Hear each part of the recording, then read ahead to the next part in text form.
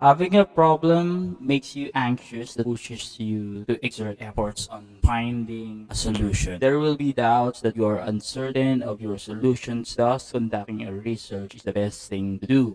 Doing a research always begins with a problem, which points you to a topic to look out. Getting the background and establishing your research question that causes the problem is a hint to start knowing what your problem is all about. Today, we will try to study the concept of research problems and research questions, including the scope and delimitation, and cite some significance. As we journeyed in the last lesson, we have learned how to choose research topics and write a title. Following those rules and what to avoid had guided you to create a good topic for your research.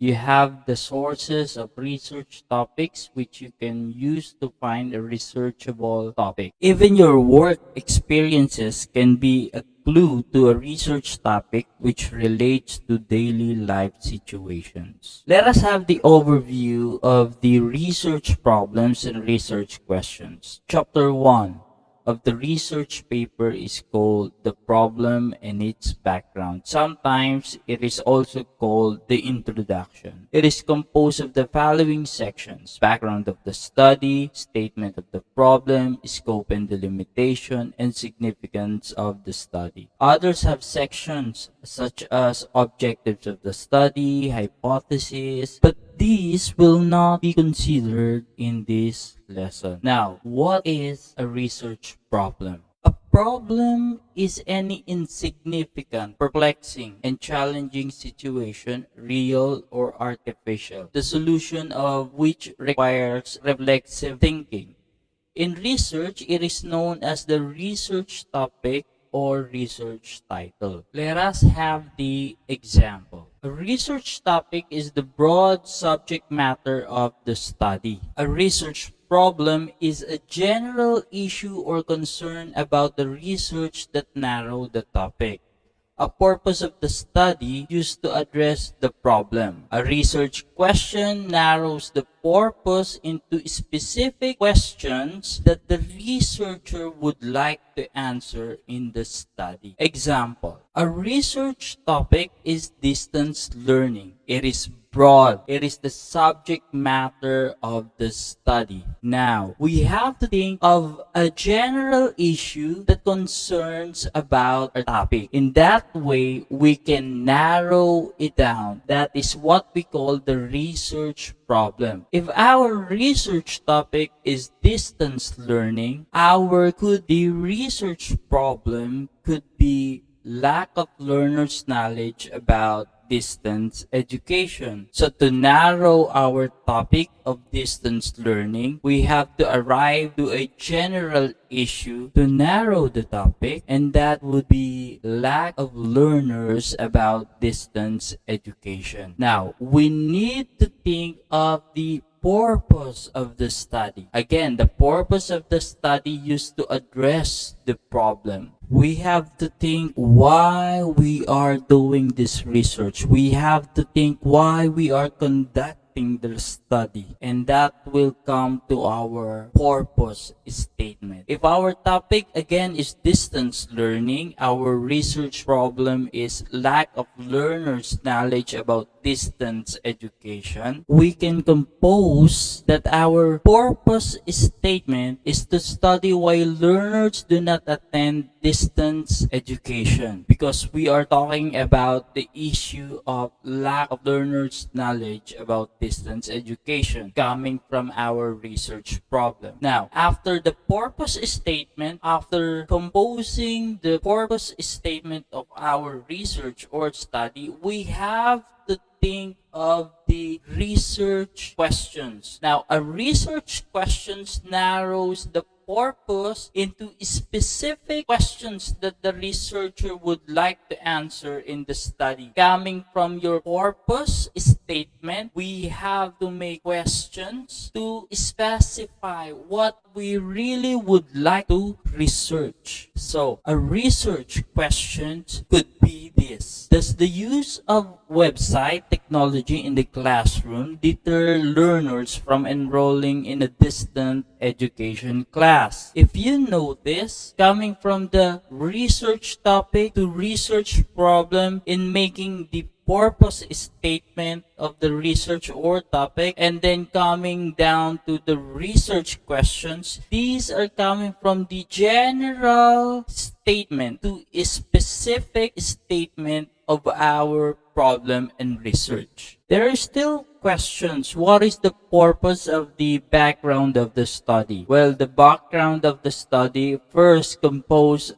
of the following: the general definition of the topic or the problem area, historical basis for the existence of the problem, efforts made towards addressing similar challenges, how the efforts failed to be realized, hence the need for your study. Remember, in writing the purpose of background of the study, at the back of your mind, you need to think of these four elements or factors: the general definition of the topic or problem, the historical basis for the existence of the problem, the efforts made towards addressing similar challenges, and the efforts failed to realize or to be realized, and also the reason why you need to study it furthermore. Now, what are the contents of the background of the study? First and foremost, the presentation of the problem, the historical background of the problem, the geographical conditions of the study locale, and the rationale of the study. So, when we are thinking of the contents for our background of the study, first and foremost, as I said, the presentation of the problem. It describes the existence of an unsatisfactory condition or a problem that needs a solution. What keeps you itchy about the topic, about the problem?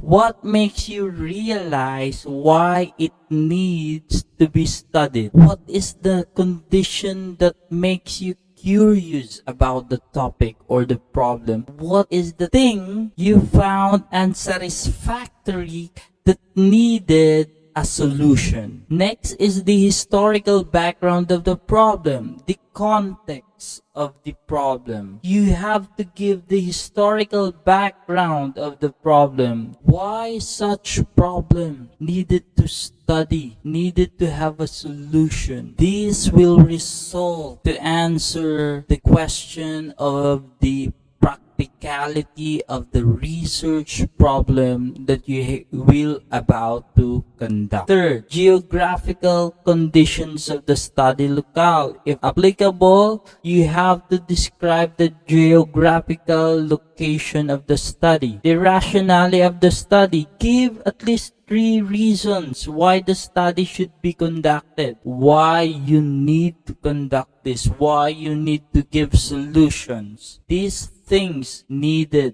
for the background of the study. These are the contents of the background of the study. And so, in writing your background of the study, here is some tips for you. Explain the importance of your research topic. You have to talk about the main developments and missing links and gaps in your research area. Focus on the relevant aspects of your study, explaining how it will lead to the progress of scientific knowledge. You have to engage your findings in chronological findings. You have to articulate your ideas in a clear and concise manner. You have to engage the readers by building a story around the central theme of your research. But you have to remember also that you need not to write a background that is too long or short. Never be ambiguous in your writing. You have to organize it. You have to discuss related subject. Forget the idea that the reader may not be familiar with the details of your work. You have to elaborate on your background literature. Never forget to provide a historical perspective, and do not forget to check your target journal's instruction for presenting the study background. How can we write the statement of the problem? There are a series of questions used in researching the topic. It is composed of two elements: the general statement of the problem and the specific or sub-questions or research questions. The general statement of the problem and the research question should be formulated first before conducting the research. Research questions should be stated in the interrogative, and each should be clear to avoid confusion. Each research question should be researchable separately from the other questions and must be based upon known facts and phenomena which is accessible to the researcher. Remember that the answers to each research questions can be interpreted apart from the answers to the other specific questions and must contribute to the development of the whole research study. So the summary of the answers to all the specific questions will give a complete development of the entire study. The number of research questions should be enough to cover the development of the whole research study. Let me give you an example. This research aims to develop an evaluation model of a web-based tool used in test administration for grade 11 and 12 students. Specifically, it aims to answer the following questions. What are the commonly used web-based tools used in the test administration? Number 2, how are these web-based test tools evaluated? How could evaluation model can be designed for web-based test administration? So, we have what we call the general statement of the problem, which is this research aims to develop an evaluation model of a web-based tool used in test administration for grade 11 and 12 students. While we have the specific statement of the problem, which are what are the commonly used web-based tools used in test administration? How are these web-based test tools evaluated, and how could evaluation model be designed for web-based test administration? Remember that the general statement of the problem should be specified in details through questions to cover the totality of the inquiry needed for the research or to answer the research problem. Next part of our research is the scope and delimitation of the study. The scope of the study is the coverage of the research to be explored, which includes the facts and theories about the subject. Example, a research study on the impact of social networking on the attitude of senior high school learners. It is not possible to cover all aspects of the selected subject. The scope will have to be restricted to a specific section of the target population over a specific duration. In our example, a research study on the impact of social networking on the attitude of senior high school learners, a group of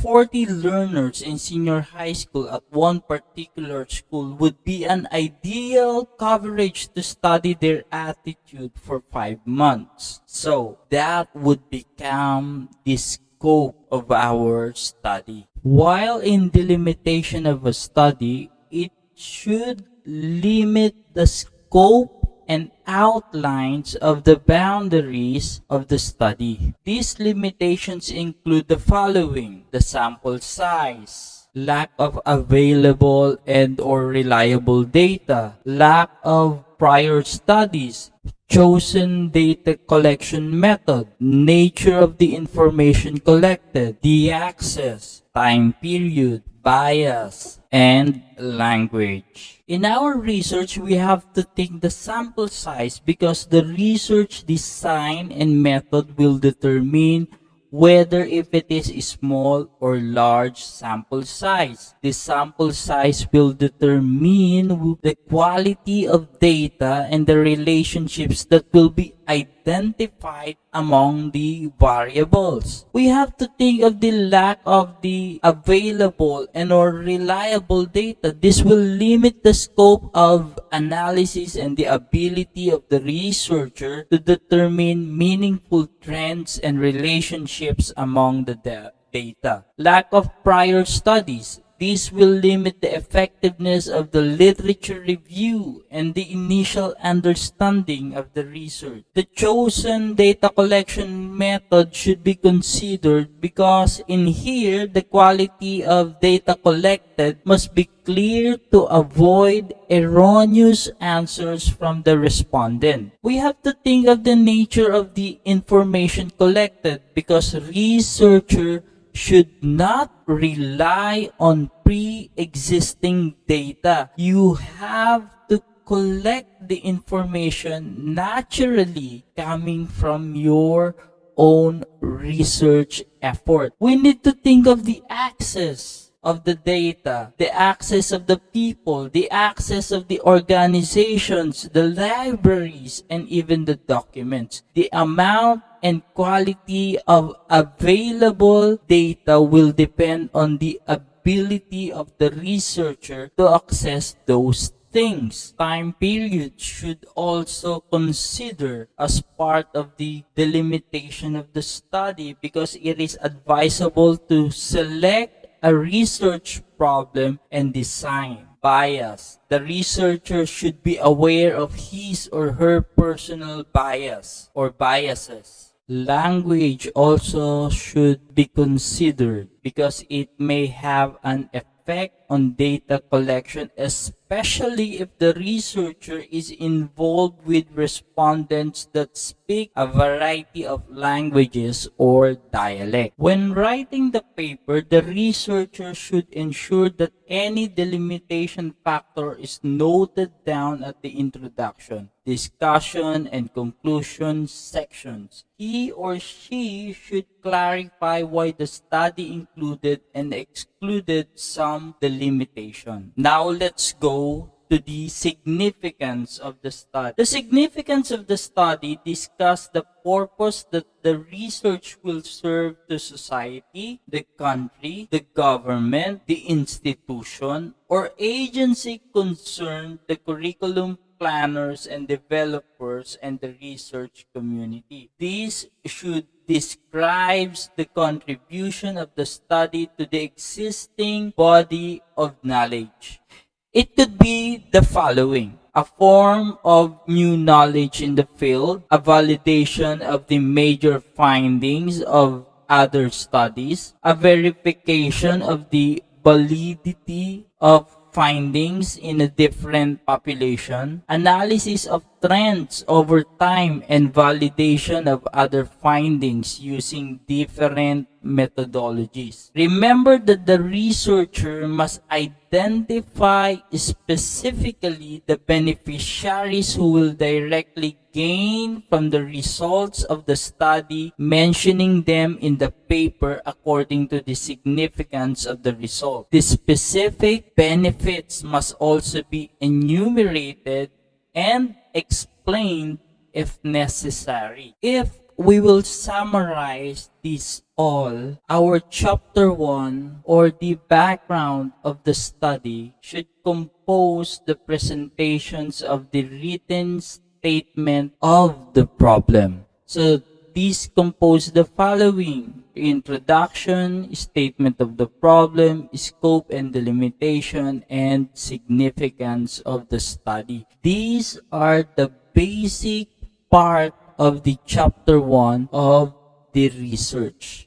What are these again? these are the introduction, the statement of the problem, scope and delimitation, and significance of the study. To recap, introduction states briefly the background of the study and identifies the rationale of the research problem. It begins with a general statement of the problem, outlines the specific problem or issue within the existing literature. Next is the statement of the problem, which states clearly the purposes or interests of the study. It poses specific questions about research problem. Remember the general statement of the problem and the specific statement of the problem. Then we have also the scope and delimitation of